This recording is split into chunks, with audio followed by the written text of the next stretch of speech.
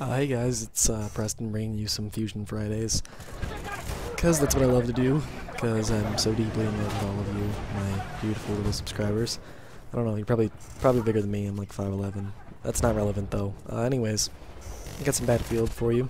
I thought it'd be a nice change of pace from Call of Duty, because I post mostly Call of Duty, which is, I don't know, I guess acceptable by most people's standards, but it's good to have a change of pace every once in a while. I do enjoy this game thoroughly. If you were a Bad Company 2 player and you are on Bad Company 2 quite a bit and you have a kill death above, like, I don't know, 1.4, I'm just saying that because that just gives me a good idea of how of your skill as a player. I'm not saying it like determines all, you know, it's the end all be all of how much skill you have, but it just gives me a good ballpark as to who I'm playing with, because I like to roll with a good party when I'm playing Bad Company. It sucks to play alone. So anyways, I sped up the first little bit of the video. I hope you guys don't mind. It's just because I won't have all that much to talk about. If the commentary is slightly out of sync, I apologize. I can't really do much about that though, because it worked out weird. Okay, just trust me. So anyways, you'll now that the video is slowed down, I just got finished tracering a tank and helping my teammates destroy it, and what I figured I'd do for this video is give you some tips on the engineer kit and how I think the best way to use it is. The engineer kit gives you an SMG which excels at close range. You'll still probably get beat by the quicker assault rifles such as the F2000 at close range, but it is a very formidable opponent. I cannot talk. Formidable opponent to a gun like the M416 or the XM8 when you get up close, because those guns are a little bit slower to fire, and the damage drop off is quite steep though on SMGs. I prefer the Scar because it has pretty good stopping power, and I like the iron sights. In addition to if you pop fire, you can make some long range kills. It just will take a lot of bullets, so be aware of that. And the guns are not pinpoint accurate like in Call of Duty. I mean, when I say that, I mean the bullet does not go to the tip of the sight. It will go left or right. So don't expect to be hitting people just because you're sighted on them. And you see me dying a couple times in a row here because I was trying to get that thing defused because there was like 2 people there. I think I did get into this game late because I started on the second base right toward the end of it.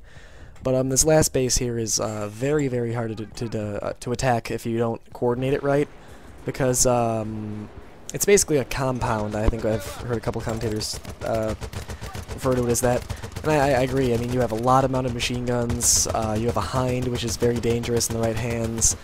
But one of the most important things is, if you're on the attacking side, you want to get your the M3A3 Bradley tank in there, because that thing can really turn the tide of the battle.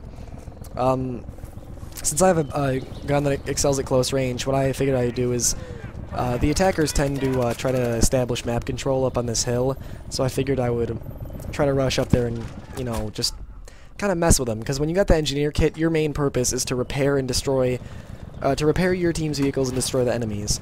So, pretty much the best way you can use the kit is to do just that, and then when the opportunity presents itself, get up close and disrupt enemies' spawn.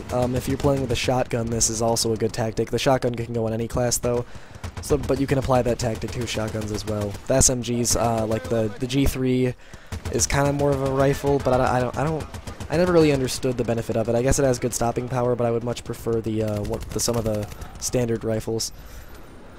But like the M1A1 Thompson and then any of the shotguns, you can all apply the same thing to that. You want to be up in the enemy's team spawn, because with the engineer kit especially, or with those SMGs, since they give you C4, you have the ability to destroy vehicles before they can actually get into your base and cause any damage to your team. And that's always a good thing. You always want to be doing that. So you'll see I use a tracer secondary, and it's kind of a steep trade-off, because when you trade your pistol for that tracer, you are helping your team quite a bit, because if you have something like, say, on Island of Innocence or Island Ascentes or whatever you want to call this map, when you have a helicopter in there, the Black Hawk, they tend to move pretty slowly, and they patch the tracer to move slightly faster, so that you can more easily hit moving targets such as the helicopter. So if you have that tracer pistol, you will much more easily be able to tracer the helicopter, which makes it basically child's play to destroy it, because not that many people are running vehicle smoke. Which, by the way, if you run vehicle smoke on your vehicle perk, then you can deploy that when you get hit by a tracer dart, and it gets rid of it. Or you can just fly away for 20 seconds or 30 seconds or something like that. But anyways, when you trade off that pistol for the tracer, you're getting the ability to hit those vehicles from around corners, and it is a very, very big advantage. But you kind of have to play it depending on the scenario. For instance, if the team you're playing against is very, very prone to using the vehicles, then it will benefit you quite a bit. But on this base, I kind of wish I wouldn't have done it, because it didn't really help out all that much. There are actually a couple situations where I would make, a kill or two, and I would only have 5 bullets left, and if I would have had a pistol switch to it, would have saved my life. So it's just something to keep in mind. It just kind of is a testament to DICE's ability to balance their game well. And given that at the start there were problems, but after patches, I feel this game is very, very balanced. Every gun feels like it's about as powerful as it should be. Nothing feels too overpowered. Even the M60 is not the beast it used to be. And they even fixed things that weren't really even complaints of mine, and I didn't even realize were problems until they were pointed out to me. Like the tracer dart moved way too slow. I think it's much more balanced now that the tracer can move faster and hit those helicopters, as I mentioned before. You'll see here I'm playing a little bit more defensively than I talked about earlier. It's because I see that I have a couple of teammates already up there, and what I was worried about was, as I say that I'm rushing up, but what I was worried about initially was that a couple of people from a squad, or maybe from a couple squads, or just a couple of random people were going to push up and plant the bomb while all of us were up in their spawn trying to get some cheap kills, which is bad, because that can really mess with your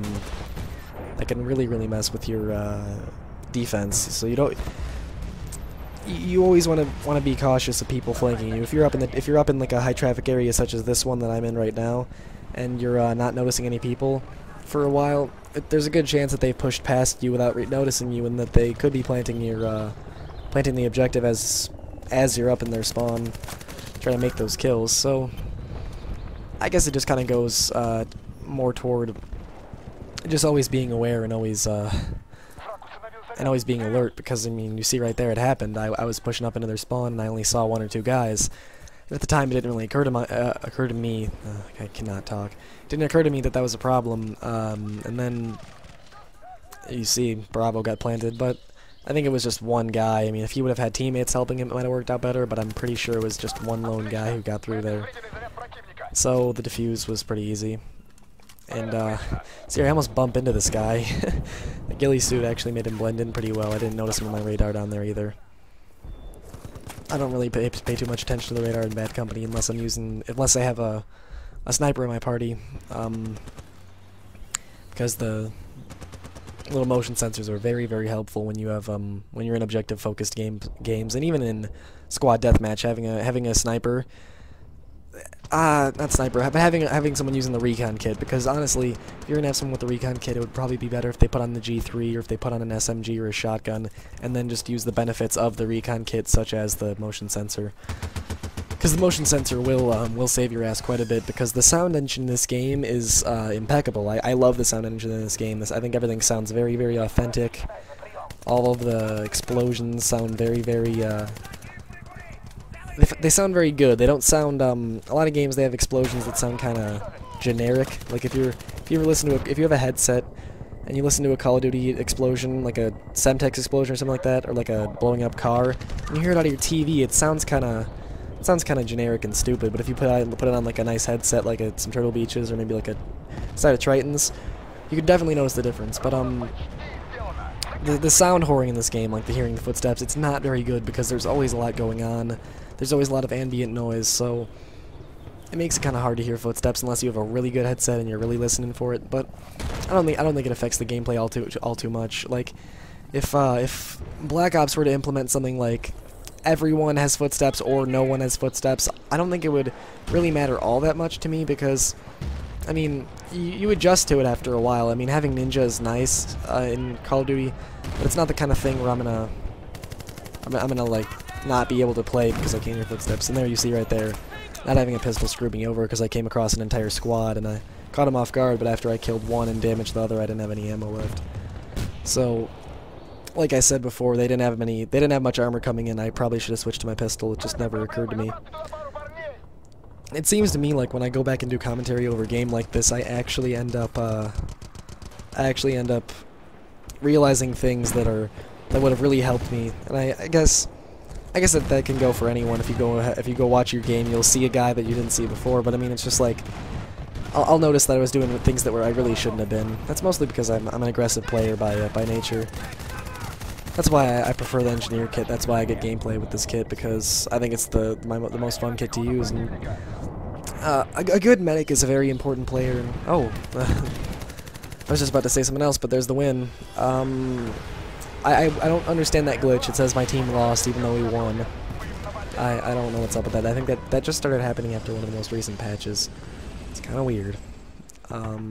Let's see, loading up the loading screen here. I suppose my final score was 27-8, 3.38 kill death with aggressive gameplay, so not bad at all. Thanks for watching, guys.